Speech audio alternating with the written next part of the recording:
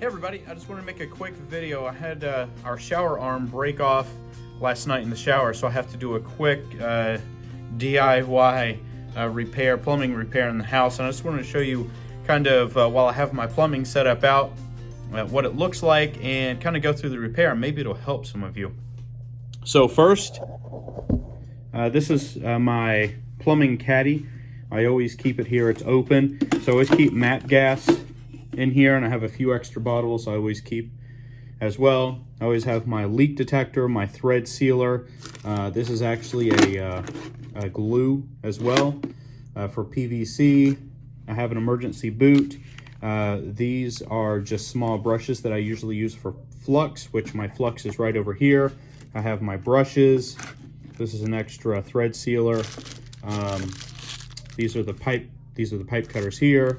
Teflon tapes that are down inside there, pressure gauge, and I always keep a PEX pipe cutter in here.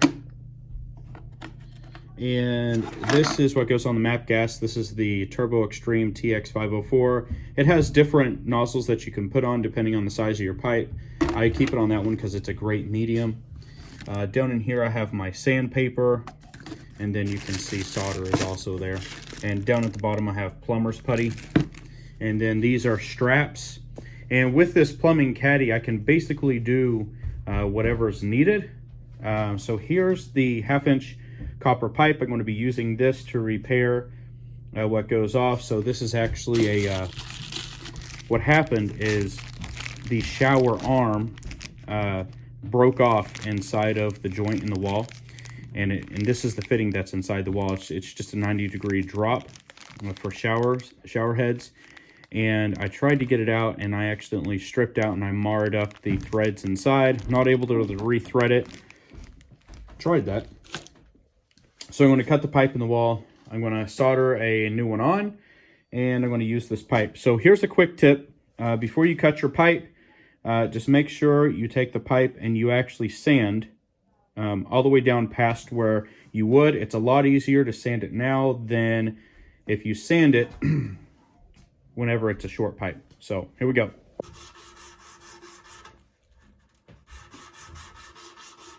Okay, now that I have it sanded, I'm actually going to install and sweat on the new 90-degree drop.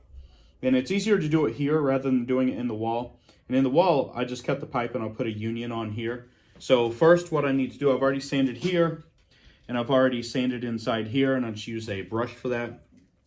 Next thing that we need to do is actually flux everything, and that just promotes heating up faster and evenness around the pipe itself, and helps the solder take. You don't have to overdo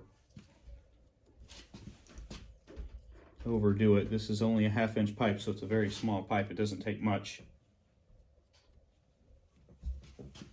So I do both sides. I do here and I will do here. You know, some people say you don't need to, but I put a thin coat on both sides.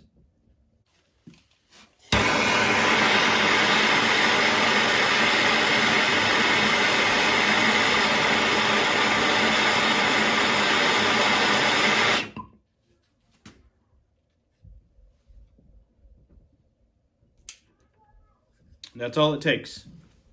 Okay, so here's the shower, and that is what I messed up and marred up. So I got to take that out. So I'm going to cut it down at the bottom. The only problem that I have is that cutting it. I can't fit a pipe cutter in there. I'm not able to fit any type of blade in there. So I'm actually going to use the oscillating tool, and maybe that will work. I have a multi-blade on it, or a steel blade, so I'm going to give it a shot here. Keep it from moving. Try and get it as tight up there as possible. Then I'll clean it.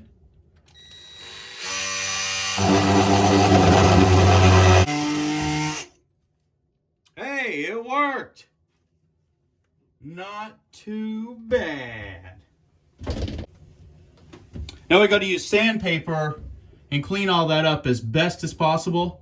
Get up behind it, and then we're going to have, I need to wet everything down and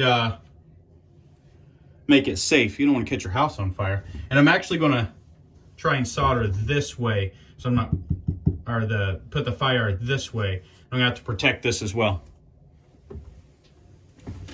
And something you got to be careful of is you cannot solder a pipe that has water inside. It'll just blow out. So we got to make sure that there's no water in here, which there is some. So I'm going to spend a little bit of time making sure I have no water where I'm going to be soldering, and it gets down as low as possible so that the solder can make a good seal and I don't have any leaks in the wall. Okay, so this is going to be our setup here. Sit right down on top. It's going to be, an inch taller than it was before, but I'll solder here, I'll solder here. We should be good. Now that it's dry fitted, I like where it's at. I'm going to go ahead and put some flux on here. This should be super quick. So I'll do the bottom first, let the heat migrate up. I'll do the top second.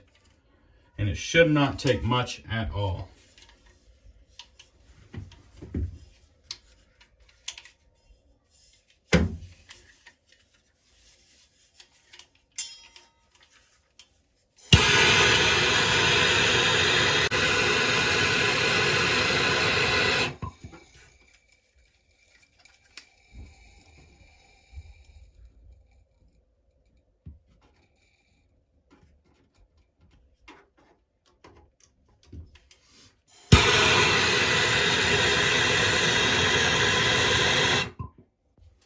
Okay, so we should be good. So what I'm going to do now is center this back on the wall, screw it down.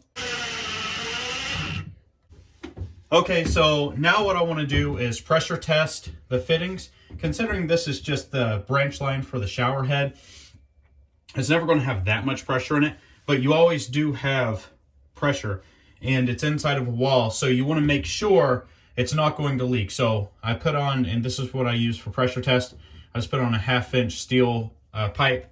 I've got a cap I'm going to put on it.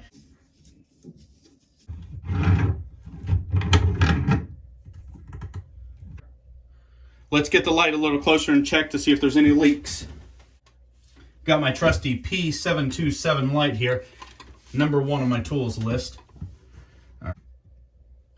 Okay, so what I'm going to do is I'm going to leave this sit for just a little while. I'm going to put a paper towel around here, and I'll come back in about 10 minutes. And if it's wet, then I know that there's a leak. And if it's not, then what I'm going to do is I'm just going to cut out a piece of drywall to patch this all up.